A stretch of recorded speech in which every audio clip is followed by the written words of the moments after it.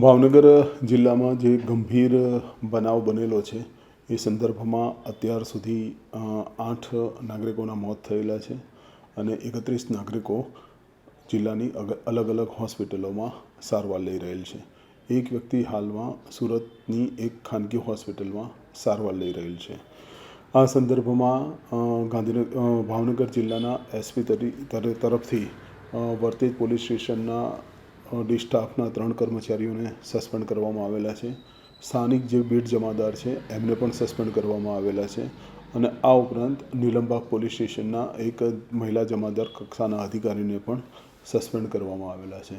રાંજાજી ભાવનગર તરફથી વર્તેજ પોલીસ સ્ટેશનના PI પઢેરિયાને suspend કરવામાં આવેલા છે. આ ઉપરાંત ભાવનગર જિલ્લા એલસીબીના પીઆઈ શ્રી સરવૈયાને પણ ડીજીપી સાહેબ તરફથી સસ્પેન્ડ કરવામાં આવેલા છે. આ સંદર્ભમાં ભરતનગર પોલીસ સ્ટેશન ખાતે પણ અમોદ તપાસ શરૂ થયેલી છે અને વર્તેજ પોલીસ સ્ટેશન ખાતે પણ આ અમોદ દાખલ કરવામાં આવ્યું હતું.